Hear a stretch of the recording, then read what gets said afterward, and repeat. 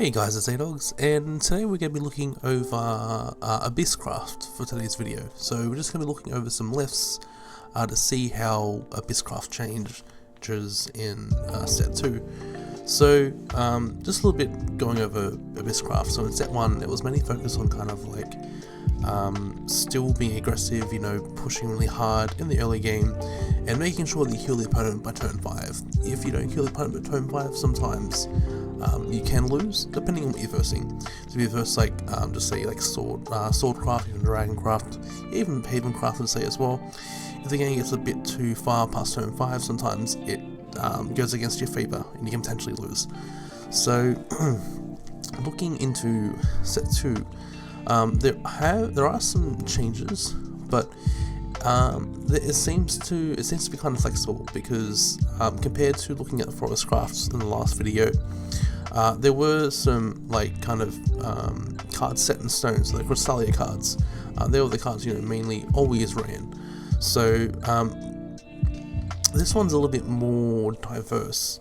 So you will see some cards that are pretty common in each list, but you see some cards a little bit different. So looking at the first list, we do have the Vein here, we do have the Vampiric Fortress, and then we have the Necrocarnival.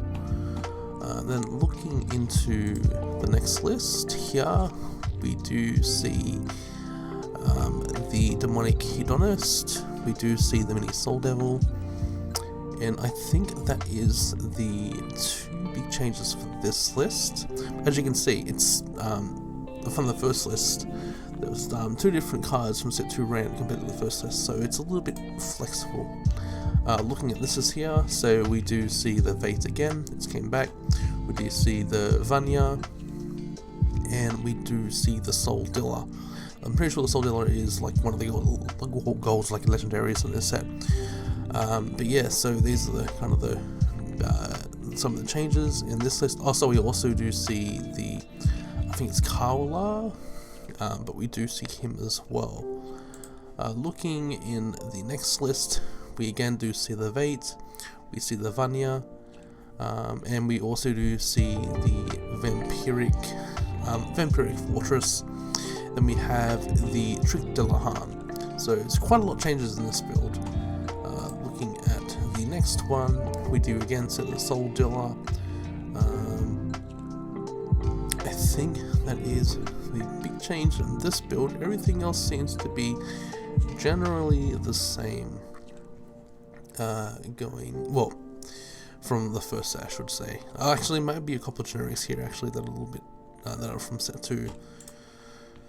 Looking in the next list, we do see the Vate again. So this is the card we've been seeing a lot. We do see the Mini Soul Devil again as well. I think that is the kind of only main change. Again, it's still kind of focused on the early game aggression. So that is this list. Looking at the next one, we do see the Soul Dealer again. We do see the Vate again too, and then I think that is the only change for this one. I think maybe the Kali, I think that's this one here, I could be wrong. And then looking at the final list, so this one's running quite a few generics. Here. We also do see the Vanya and the Kali. I think that's the changes for this one. So I'll just go over the cards we have seen on the list, so you can kind of get an idea of what you maybe want to pick up for Abysscraft.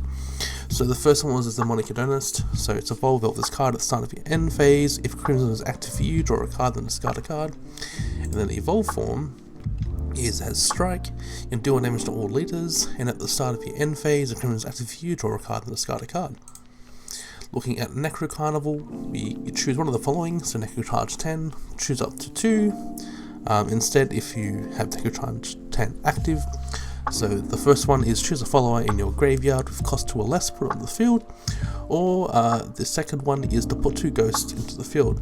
So you can either recur a body, or you can make 2 ghosts, and again do keep in mind the ghosts are the ones that are able to attack the leader on play as they die at the end of the turn.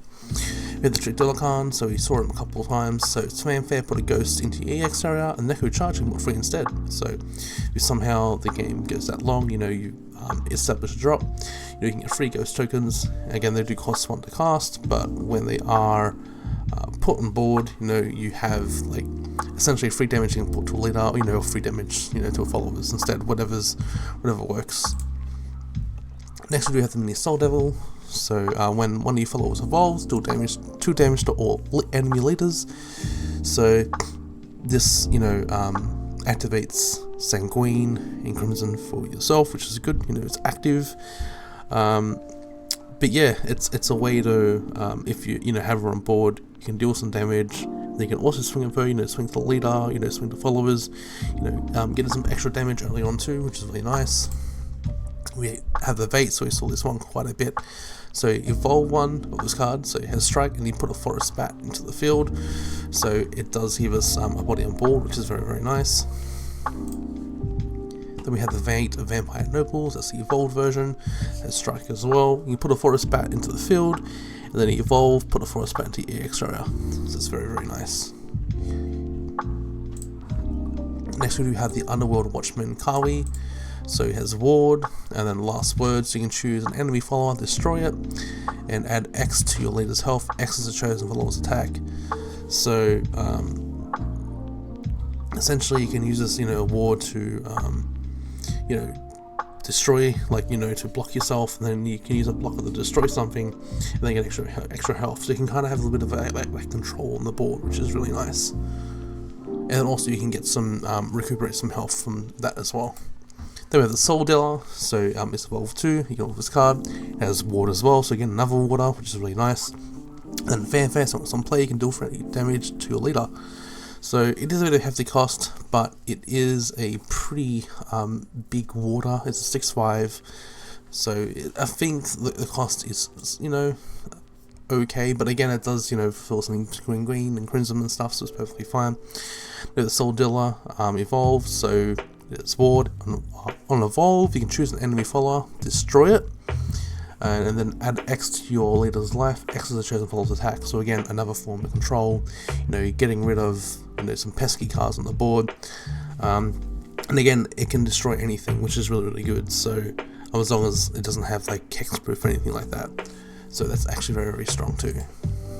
Then the Vania Vampire Princess, so I saw her a couple of times too. So it's fanfare. This card gets X. X is another forest bat in your field, so she can potentially become a fairly decent body depending on how many forest bats you got on board. Then you can activate 1 PP and put a forest bat into your graveyard. You can choose an enemy follower, do 3 damage to it, and do 1 damage to its leader. So this is a very, very strong control card. You can make it big and then control the board with Vania Vampire Princess if you have a few bats set up. And then lastly we have the Vampiric Fortress, so it's in fanfare. Look at the top 3 cards of your deck, you may reveal a vampire card from among them, add it to your hand, then put the rest on the bottom of your deck in any order. Then you can activate 1 PP, act this card, and put it into graveyard, put a forest bat into the field. A forest bat is 1 PP, 1/1 Nightmare Vampire follower.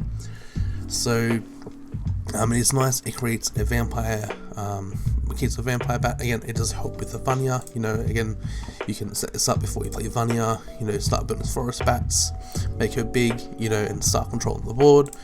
But then also, again, looking at the top 3 cards as well, you can reveal a vampire, add to your hand, so it kind of increases your hand too. Good thing as well is Vania again is also a vampire, so do keep that in mind.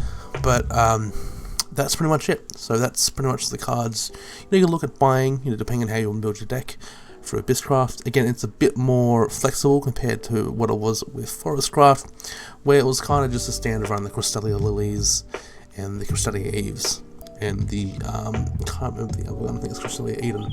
But anyway, that is it. I hope you guys enjoyed the video. If you did, make sure to leave a like. While you're down there, why not subscribe and hit that notification bell so when I upload another video, you will be notified. A-Dog's out. See ya.